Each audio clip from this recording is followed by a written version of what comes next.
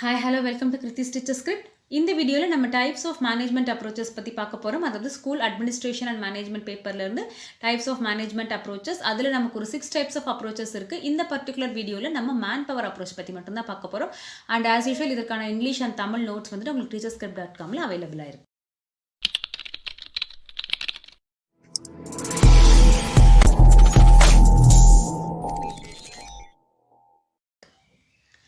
So types of management approaches.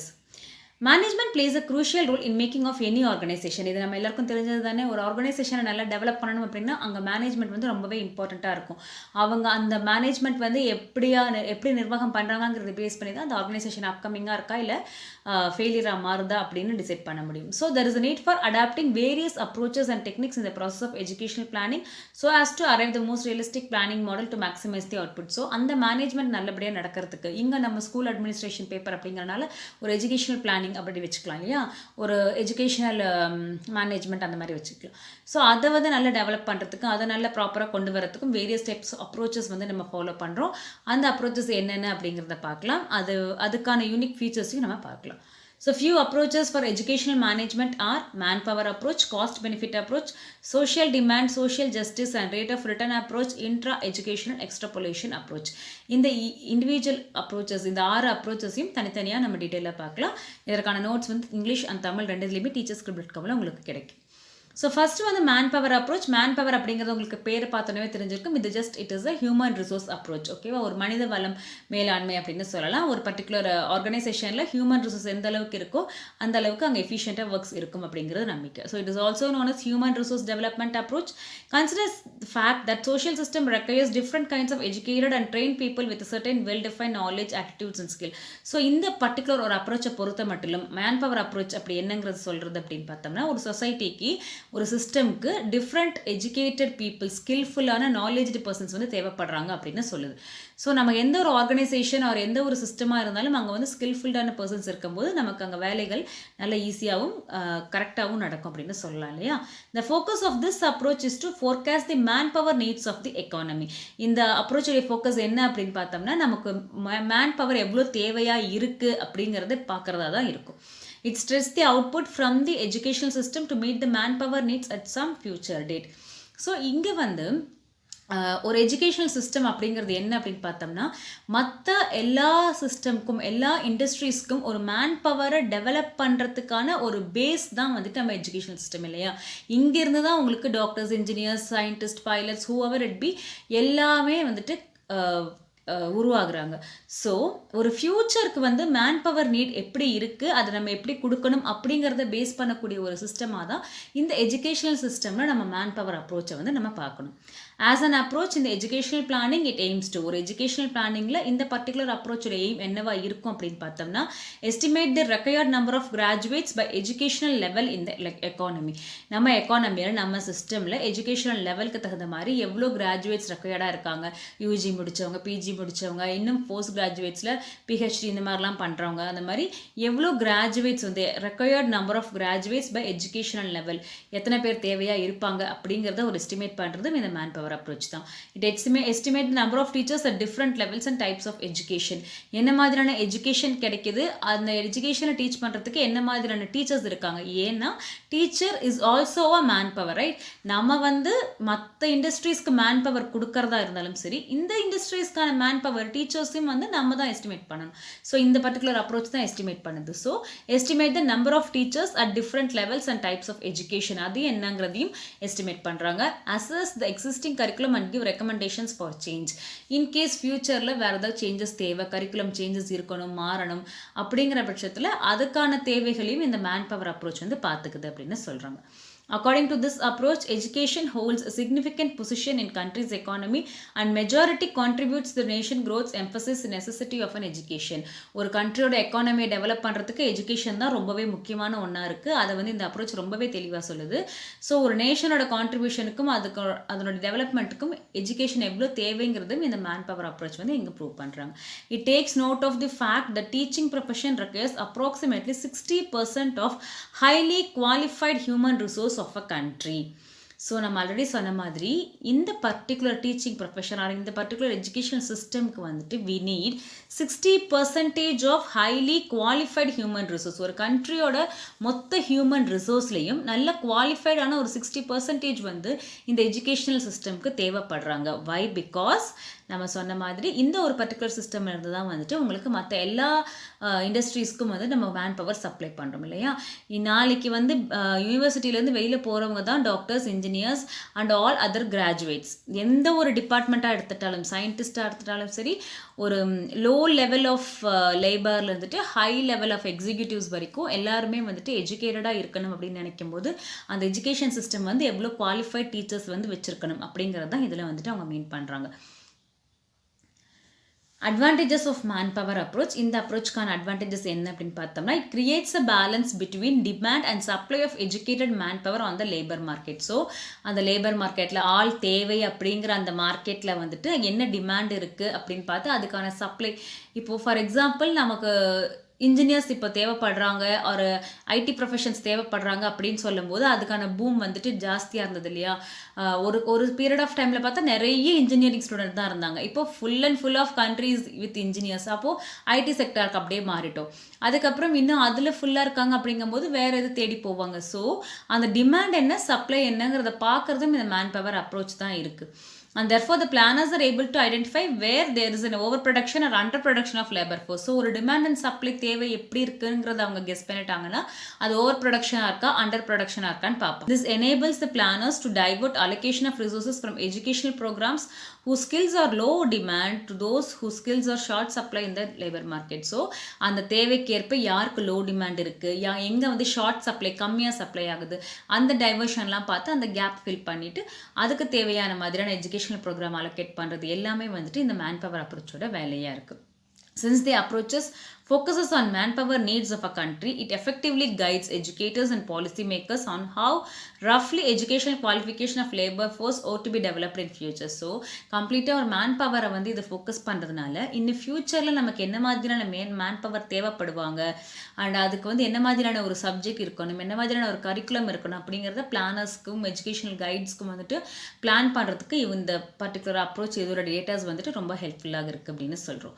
This enable the planners to convert occupational pyramids of labor force into educational structure, indicating the level of formal education requirement in each category of occupation. So ஒரு category of occupation different categories இருக்கு இல்லையா, அந்த மாதிரி different occupationல என்ன மாதிரியான தேவை இருக்குது. So இப்போ ஒரு டாக்டர்ஸ்னால் இங்கே எவ்வளோ தேவை இருக்குது, இன்ஜினியர்ஸ்னால் எவ்வளோ பேர் தேவைப்படுறாங்க, சயின்டிஸ்ட்னால் எவ்வளோ பேர் தேவைப்படுறாங்க, இல்லை வேறு ஏதாவது ஒரு லோ கிரேட் டெக்னீஷியன்ஸாக இருக்கிறாங்க, இல்லை வேறு ஏதாவது இன்னும் டீச்சர்ஸாக இருக்கிறாங்க, வேறு ப்ரொஃபஷன்ஸ், லாயர்ஸ், எந்த ப்ரொஃபஷன்ஸாக இருந்தாலும், எந்த லெவல் ஆஃப் ப்ரொஃபஷனாக இருந்தாலும், எந்த கிரேடிங்கில் இருந்தாலும் எவ்வளோ தேவை இருக்குது, அதுக்கான எவ்வளோ சப்ளை இருக்குது, என்ன மாதிரியான எஜுகேஷனல் ஸ்ட்ரக்சர்ஸ் டெவலப் பண்ணணும் அப்படிங்கிறது எல்லாமே பார்த்துக்கிறாங்க. It AIIMS at the self sufficiency in man power resources which is essential for man power requirement. We plan for the whole country and not for the particular region. So இந்த particular approach மூலியமாக நம்ம whole கண்ட்ரியோட தேவையும் நம்ம வந்து பார்க்குறோம். Self sufficiency, தன்னிறைவு அடைந்த ஒரு சப்ளையாக, ஒரு மேன் பவர் ரெக்வயர்மெண்ட்டாக, ரிசோர்ஸஸாக வந்துட்டு இந்த அப்ரோச் செயல்படுது. அண்ட் ஒரு பர்டிகுலர் இண்டிவிஜுவலுக்காக மட்டும் கிடையாது, ஒரு ஹோல் கண்ட்ரிக்காக, ஒரு பர்டிகுலர் ரீஜனுக்காக மட்டும் இல்லை, அந்த நேஷனலுக்காகவும் வந்துட்டு இவங்க மேன் பவரை வந்துட்டு டிசைன் பண்ணுறாங்க அப்படின்னு சொல்கிறோம்.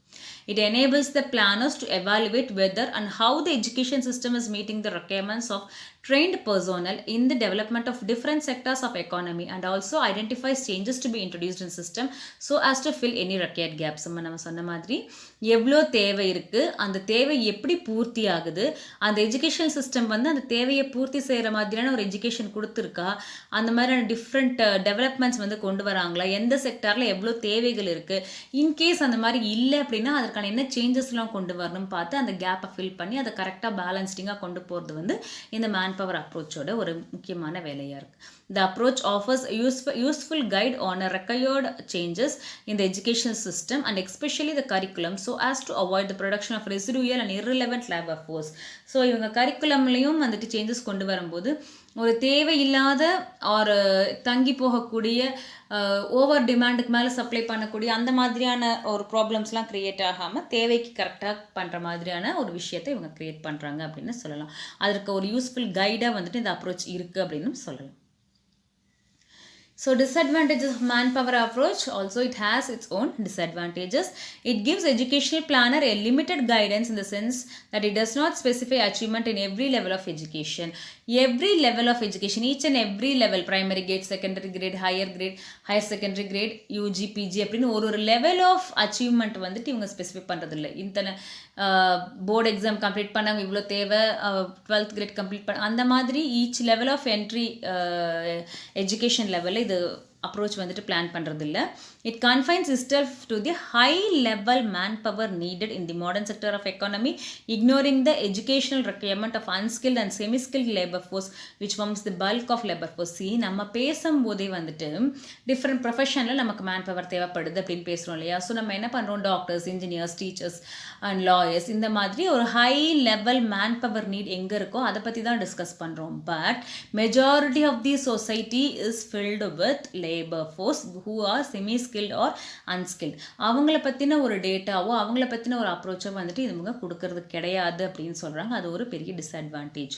It ignores the consideration of cost involve or the capacity of their country to finance its labour development. And இந்த மேன் பவரை கிரியேட் பண்ணுறதுக்கு, இந்த ரெக்குயர்மெண்ட்டை ஃபுல்ஃபில் பண்ணுறதுக்கு நமக்கு எவ்வளோ காஸ்ட் தேவைப்படும், அந்த காஸ்ட்டை வந்து இந்த கண்ட்ரியால் பேர் பண்ண முடியுமா, அந்தளவுக்கு வந்து நம்ம பேர் பண்ணக்கூடிய ஃபினான்ஷியல் மேனேஜ்மெண்ட் வந்து நம்மக்கிட்ட இருக்கா, அதெல்லாம் வந்துட்டு இவங்க அட்ரஸ் பண்ணுறது கிடையாது அப்படின்னு சொல்கிறோம்.